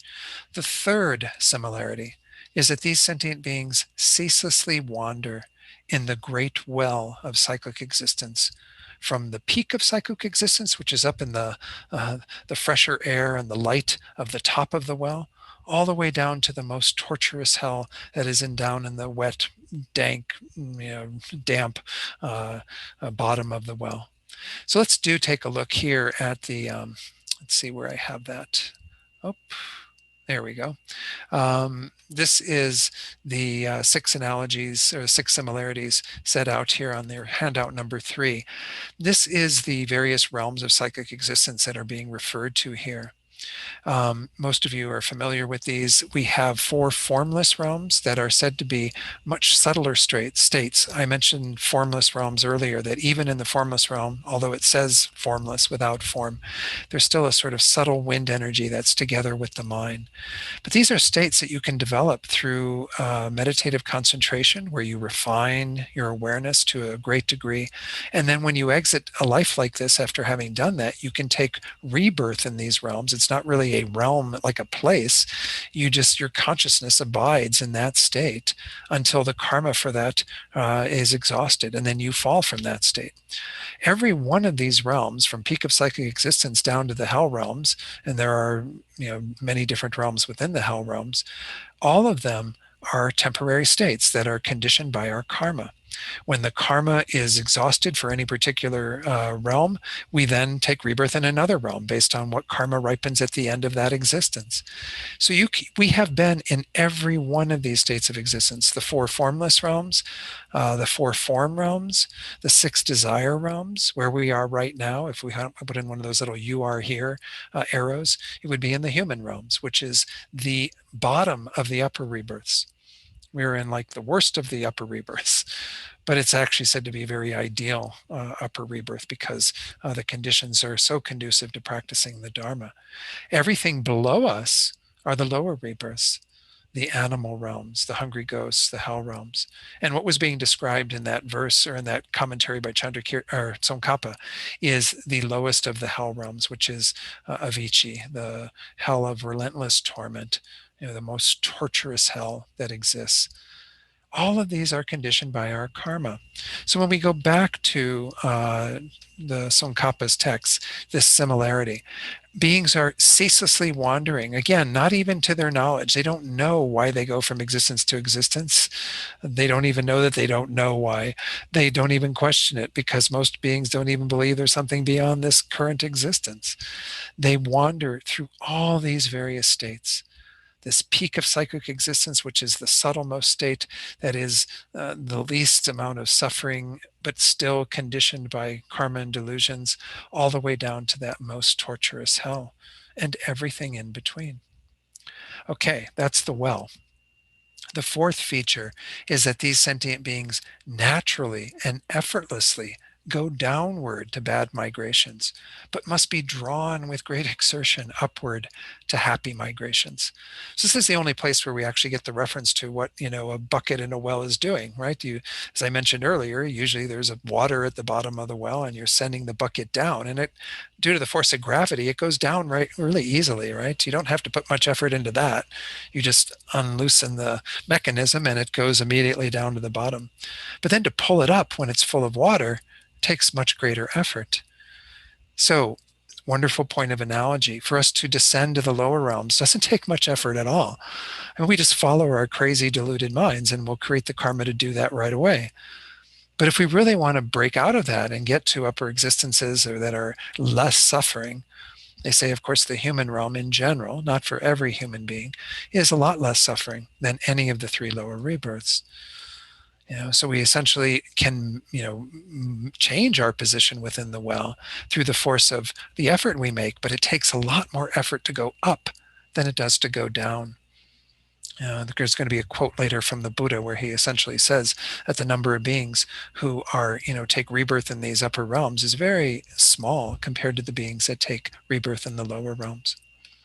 And the preponderance of beings that exist are in the lower realms. Okay, the fifth similarity is that they have the three sets of what we call the thorough afflictions, the order of which cannot be determined one-pointedly. We can't know where one begins and the other ends. The three sets are: one, the afflictions of ignorance, craving or attachment, and grasping; two, the actions or karma of compositional action and existence; and three, the productions or the results of consciousness, name and form, six sources, contact, feeling, birth, and aging and death. So most of you should recognize what those are. I actually introduced them in an earlier class. They are what are called the 12 links of dependent origination. Let me put them on the screen. The first three that were mentioned are what we call the thoroughly afflicted class of afflictions themselves. The first one, ignorance. This is the beginning of our process of taking rebirth. Remember, these 12 links were introduced earlier on as the way that the Buddha helps those who want to attain their own liberation, the hearers and solitary realizers, because this spells out very clearly how we are creating the causes for our continued rebirth in samsara. That first moment of ignorance, that is not seeing things correctly, through the force of that, we engage in a compositional action. That's the first of the two links that pertain to action or karma. On the basis of that, that gets imprinted on our consciousness. That consciousness eventually changes into the consciousness where that seed has ripened. It becomes the next existence, which would be our name and form, the fourth link. The name and form are referring to: name is the mental aggregates, form is the physical aggregates. So we acquire new aggregates. Those aggregates generally have what are called the six sense sources. And by the way, I'm just doing a very brief explanation of this because this goes way beyond what we can cover in the time we have left. But most of you hopefully have studied the 12 links or can find His Holiness's book, The Meaning of Life, is a wonderful source to examine these. The six sense sources are the way that we are empowered to know the five sense objects through our physical senses, as well as to know other objects mentally through our mental sense faculty. And then through that, we come into contact with various objects, such as our eye sense power, our eyes being empowered to come into contact with visible form. Then on the basis of our contact, link number 7 on the top of the second column there, a feeling is generated. Maybe we see something pleasant. We then generate a craving and a grasping towards that, the attachment towards that pleasant feeling that is rising on the basis of contact with a particular object. We can come into contact with something that is unpleasant, and we have an unpleasant feeling arises. Then we crave to be separated from that object, and we grasp at having that object, being out of our experience. When that craving and grasping is occurring, those other two afflictions, besides ignorance, when that is occurring, particularly at the end of a life, they then ripen a karmic action, that is number 2, the compositional action that was imprinted on the mind, into a fully potentialized karmic seed. That's link number 10, existence. That existence is calling the cause by the name of the results. It's the karmic seed that has been fully ripened that will propel us into our next existence. Then we take birth and we experience aging throughout that life and eventually die. Now, again, this isn't meant to be a linear process. What's happening is that this actually takes place over 2 or 3 lifetimes. Many of you have studied these links and know what's going on. So what is being said here, if we go back to this idea of the the similarity between the bucket and the well and these three classes of afflictions, actions, and then the productions or the results of those, is that these sets of the 12 links are always overlapping, and it's impossible to kind of know where one starts and when one stops. Just as with the wheel mechanism, as the rope is turning and what have you, we're never really sure exactly where the bucket is or what's going on. The process, maybe this is stretching the analogy a little bit, but the process is not so clear. Similarly, with the 12 links of dependent origination, you have them constantly overlapping. In fact, every time we create a karma that can potentially give rise to another rebirth, we've created the first 2.5 links in a sense. We've had that moment of ignorance that has engaged in an action, karma, compositional action, that has been imprinted on our consciousness, that is waiting for the second half of the third link when it is ripened and goes into the next existence, that consciousness that becomes the consciousness of our next life. So essentially, we keep creating these and they keep piling up.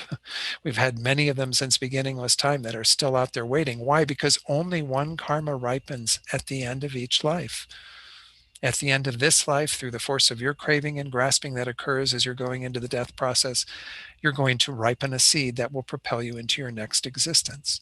That seems very simple, but again, it's happening within another set of 12 links that ripen into this life, and maybe even influenced by another set of 12 links in which you created that karma. So you have this potentially affecting either 2 or 3 lifetimes that are involved in terms of this, coming forward. And by three lifetimes, we don't necessarily mean 3 consecutive lives. With 2, we do mean consecutive lives, but with 3, we mean 2 lives and then the third one, any number of lives further down the road. But again, I'm not going to go into really detailed teaching on the 12 links. Just know that this is one way that the Buddha talked about how we are caught up in existence through the force of these 3 contaminated things, our afflictions, especially our ignorance and the craving and grasping that we have at the end of a life, the actions that we engage in, the initial action, and then the ripening of that action that propels us into our next life, and then all the various things in between that are products produced by these 2 factors. Okay, finally, let's look at the 6th one, and then that's all we're going to have time for tonight. I just wanted to get through at least all these so you can maybe take a look at that meditation in the week between tonight and next week's class. The 6th feature is that every day these sentient beings are battered by the sufferings of pain and change, those first 2 of the 3 types that we talked about way back in class 1, and the pervasive suffering of being so conditioned as to be always ready to undergo pain.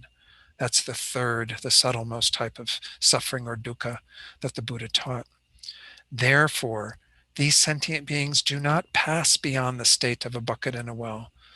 That's their experience, to be battered as they go up and down through the various realms of existence, always within the well, sometimes getting to the light and the fresh air at the top, sometimes more often at the bottom, the dark, dank, smelly part of the well.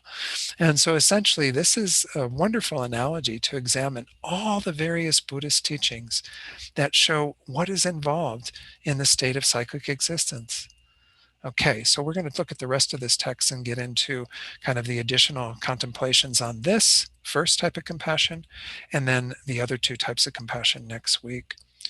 But again, please use that meditation to take a look at these factors and then try to once more not just see this. You certainly can do this in regard to yourself. The instructions of the meditation say to begin with yourself.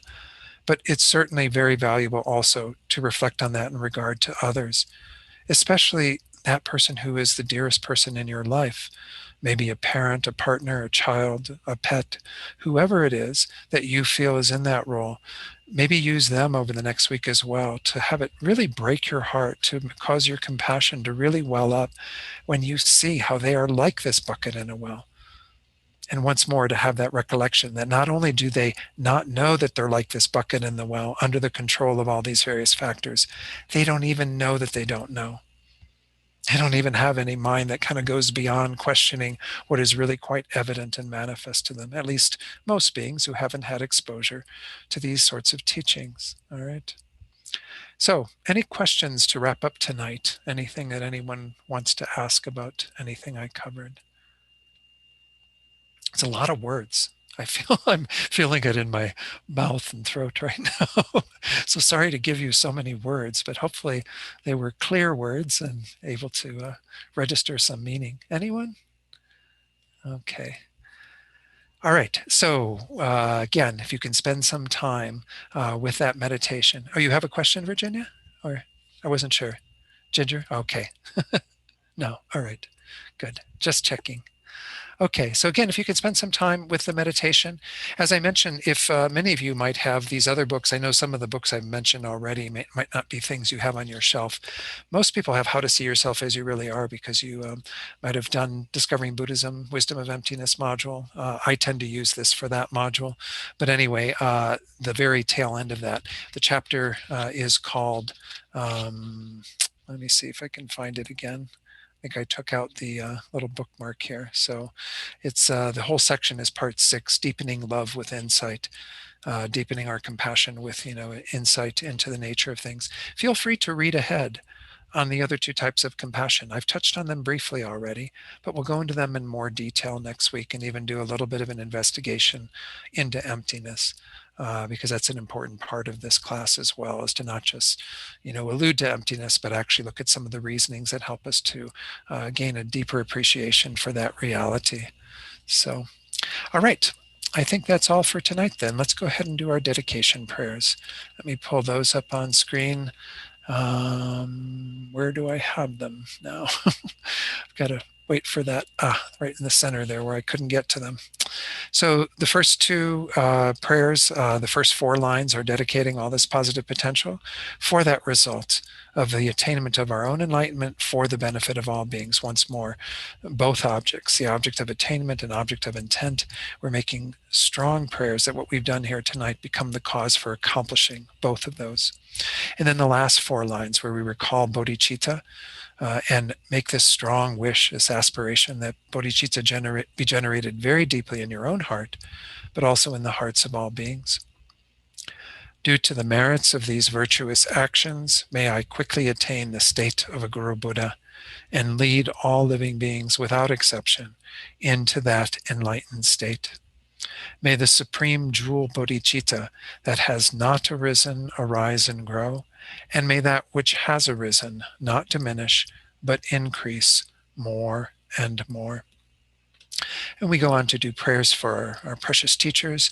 As we recite these, many of you have other teachers. We can think about Geshe Gelik and Geshe Sangpo and all the other teachers that we and others have a karmic connection with, making strong prayers for their good health and long lives. So as we recite these, just feel this opening of your heart to wanting these beings to continue to abide in this world with good health, very long lives, so that we and others can continue to benefit from their magnificent presence. The wish-granting, wish-fulfilling jewel, source of every single benefit and happiness in this world, to the incomparably kind Tenzin Gyatso, I beseech, may all your holy wishes be spontaneously fulfilled. You who uphold the subduer's moral way, who serve as the bountiful bearer of all, sustaining, preserving, and spreading Manjunath's victorious doctrine, who masterfully accomplish magnificent prayers, honoring the 3 jewels, Savior of myself and others, your disciples, please, please live long. And then for Lama Yeshe's reincarnation, Tenzin al-Sahita, Venerable One, to you whose kindness exceeds that of all the conquerors, for those wanderers in far-off places, especially the West, mindful of your loving concern for us in intentionally descending again into a family of a far distant land, we make this request. O Lama, please, please live long. And then open your heart to all those beings who you can bring to mind right now who are experiencing the varieties of suffering. Of course, all beings in samsara, as we know from this class, are suffering in some way. But those that you have a particular karmic connection with who are experiencing obstacles or illness, who are dying or who have died, bring them to mind and send this positive energy out to them. Think that it becomes immediately the cause to remove all of their pain and difficulty. and that it also becomes everything that they need to accomplish true peace and happiness. And may all beings find that perfect peace and happiness through what we have done here tonight.